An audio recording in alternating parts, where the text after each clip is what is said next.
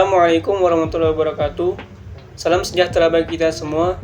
Yang pertama-tama, saya mengucapkan terima kasih kepada dosen pengampu, yaitu Bapak Fajar Setianing Dwi Putra, SPD MPD, yang telah memberikan waktunya kepada kami untuk presentasi kali ini. Sebelum masuk ke materi, izinkan saya memperkenalkan rekan-rekan saya, dan inilah daftar kelompok kami.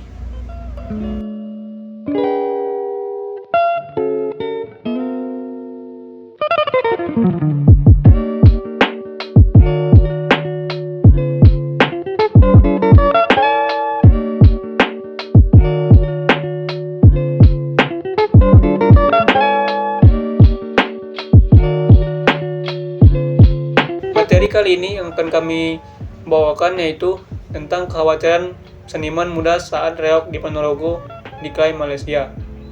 Baiklah, langsung saja masuk ke materi pertama yang akan dibacakan oleh Fikri Purwana. Kepada Fikri Purwana, kami persilakan. Baik, Assalamualaikum warahmatullahi wabarakatuh. Nama saya Muhammad Fikri Purwana. Sekarang saya akan mengenalkan sebuah isu terkait budaya Ponorogo yang diklaim oleh Malaysia. Langsung saja ke materinya, yaitu buntut dari mencuatnya isu reog Ponorogo akan kembali diklaim negeri jiran, membuat para seniman muda geram. Bagaimana tidak, Malaysia menggelar perhelatan dengan nama Barong Dance, pertama kali sebagai iklan pariwisata Visit Malaysia pada tahun 2007, yang tidak ada bedanya sama sekali dengan tarian reog di Ponorogo. Sampai saat ini, Malaysia masih mengklaim kesenian tersebut adalah miliknya.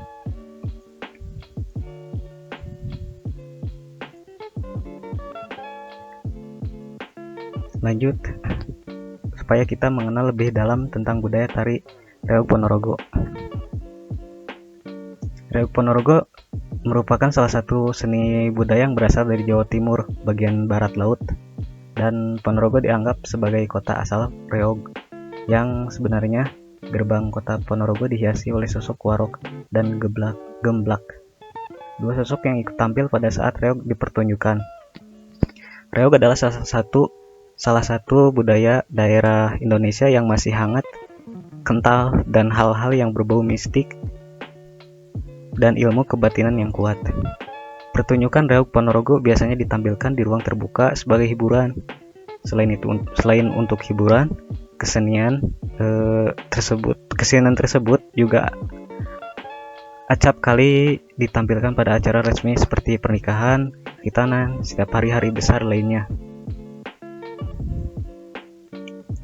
Seni reog Ponorogo terdiri dari beberapa rangkaian, 2-3 tarian pembukaan. Pertama, tarian dibawakan oleh 6-8 pria gagah yang memakai pakaian serba hitam, juga wajah yang dipoles warna merah seperti menggambarkan sosok singa pemberani.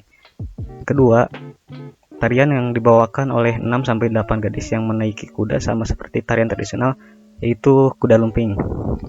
Pasti tidak asing dengan kuda lumping karena sering ada di jalanan. Tarian pembukaan lainnya biasanya dibawakan oleh anak kecil yang membawakan adegan lucu yang disebut bujang gonong atau gonongan. Adegan terakhir adalah singa barong, di mana pemain memakai topeng singa yang berbalut bulu dari burung perak, yang beratnya bisa mencapai 50-60 kg, dan dibawakan oleh penari menggunakan giginya.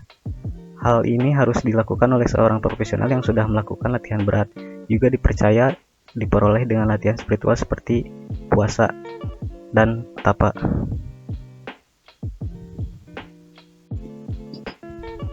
Untuk selanjutnya saya akan kembalikan kepada moderator, yaitu Ahmad Supran Effendi.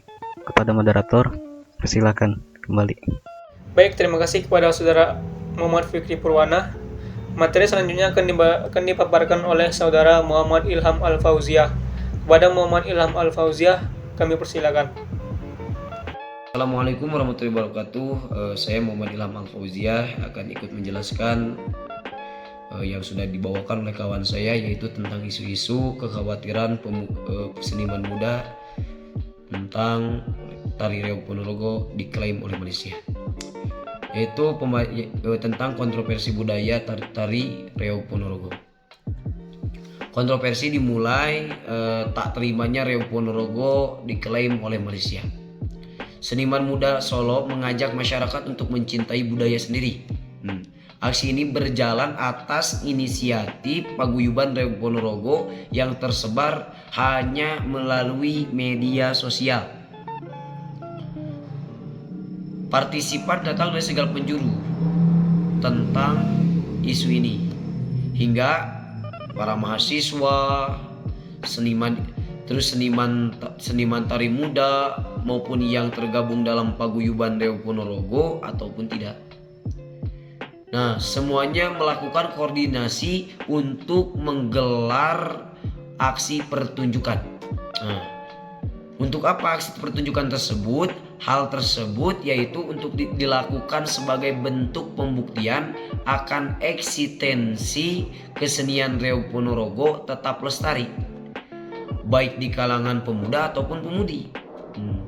Para seniman muda pun di sana mulai ikut menunjukkan keberaniannya dalam mementaskan Riau Ponorogo. Mungkin hanya itu yang bisa saya sampaikan, yang akan dilanjut lagi oleh kawan saya. Terima kasih. Wassalamualaikum warahmatullahi wabarakatuh. Baik, terima kasih kepada saudara Muhammad Ilham Al-Fauziah. Materi selanjutnya akan dipaparkan oleh saya sendiri. Undang-undang yang melindungi kebudayaan di Indonesia. Undang-Undang Hak Cipta Nomor 28 Tahun 2014, khususnya pada pasal 38 ayat 1-4, yakni sebagai berikut. Yang pertama, hak cipta atas ekspresi budaya tradisional dipegang oleh negara ayat 1. Yang kedua, negara wajib menginventarisasi, menjaga dan memelihara ekspresi budaya tradisional sebagaimana dimaksud pada ayat 1. Yang ketiga, penggunaan ekspresi budaya tradisional sebagaimana dimaksud pada ayat 1 harus memperhatikan nilai-nilai yang hidup dalam masyarakat pengembannya. Yang keempat, ketentuan lebih lanjut mengenai hak cipta yang dipegang oleh negara atas ekspresi budaya tradisional sebagaimana dimaksud pada ayat 1 yang diatur dengan peraturan pemerintah. Baik, materi selanjutnya akan dipaparkan oleh Neneng Sinta Arta Amalia. Kepada Neneng Sinta Arta Amalia, dipersilakan.